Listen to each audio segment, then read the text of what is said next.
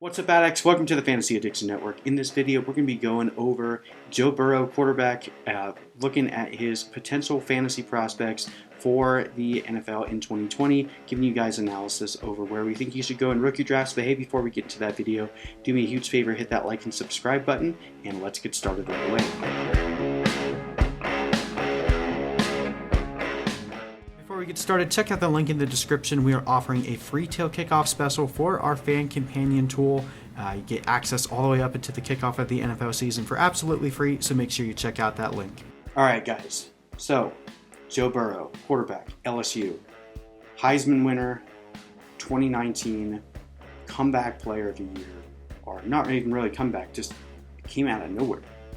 I don't believe that there was really anyone even projecting Joe Burrow to come anywhere near a Heisman Trophy prior to the 2019 season, and man, did he shock the world. And now he is looking to be, if anyone else goes at the 101, I'll be shocked. At this point, I would bet anything that Joe Burrow is the 101.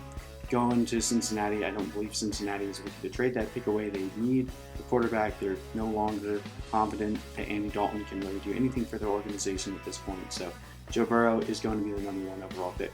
Most likely will start in week one. So from a fantasy perspective, he's going to be a quarterback that we're going to be looking at in redraft leagues, but we're really looking at dynasty right now.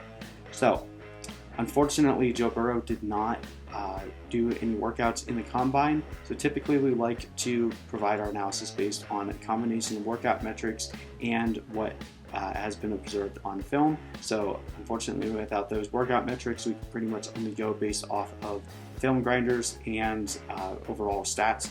So we'll still talk a little bit about measurables first. Joe Burrow, 6'4", 221 pounds. That is pretty normal, pretty good for a quarterback. Hand size, only 9-inch hands. Now, that's not a death knell.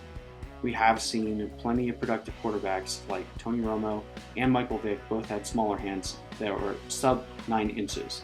Coming out of his senior season at age 23, we know that his breakout age was 21, and a lot of that to do with the fact that he really didn't get a chance until his junior year. College quarterback rating of 94.9, that's 99th percentile. College yards per attempt, 97th percentile. So very efficient, very accurate quarterback. And look at his stats. Again, spent 2 years in Ohio State playing predominantly a backup role, really only had any opportunity coming into the game when it was already a blowout and they just wanted to give their starter a rest. Doesn't really get a chance as a starter until he transfers to LSU in 2018. Plays 13 games, 379 pass attempts, 2,894 yards, 7.6 YPA, only a 57% completion percentage. So when he finally gets a chance as a starter his first year, not the greatest, 16 touchdowns, 5 interceptions, still 399 rushing yards. So he's shown the ability to create a lot of plays by moving around in the pocket, taking the rush yards when he can, but he's very good at escaping pressure. That's definitely one of his better skills. In 2019, though, just lights the world on fire. 15 games, obviously playing in the national championship is going to boost these stats up a little bit, but 527 pass attempts, 5,600 yards, 10.8 yards per attempt, 76% completion percentage, 60-6 touchdown to interception ratio, still close to 400 rushing yards and 5 touchdowns. Just went absolutely ham last year. I'd be remiss, though, to admit, or to not admit, that Joe Burrow had by far the best offensive line in college.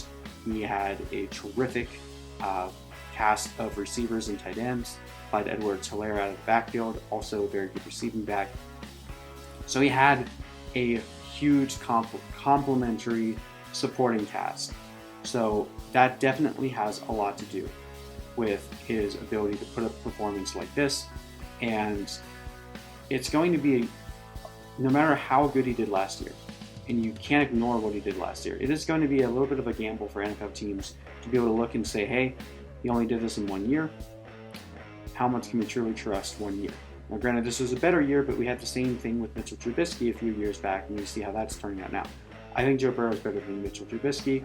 I do think that he has what it takes We've seen when he does make mistakes, when he does throw an interception or what could have been an interceptable pass, he immediately goes back and still has the confidence to throw into tight windows.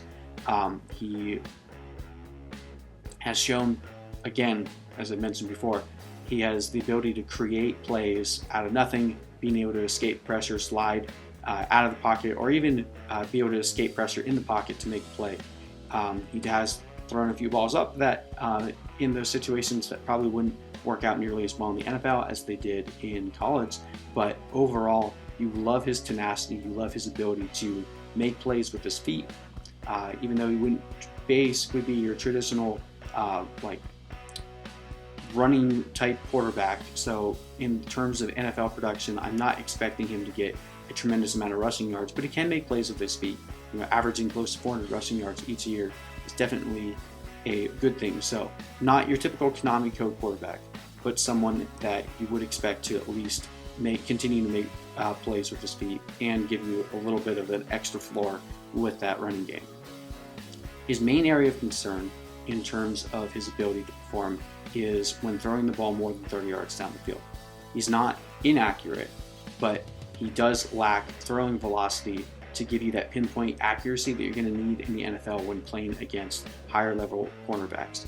It wasn't nearly as evident in college because playing in college you're always going to be going against lower tier players. You don't have the professional caliber that you do in the NFL.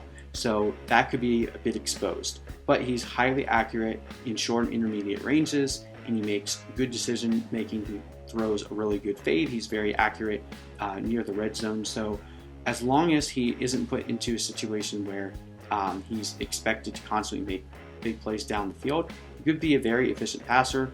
Put in the right system with enough time to groom, given the right weapons around him, I do think that Joe Burrow can be a highly productive quarterback. Again, without the workout metrics, we don't actually have anyone to compare him to from a dynamic standpoint, but from a pure player standpoint, his best comparable player in the NFL right now is probably Matt Ryan, and that's pretty good.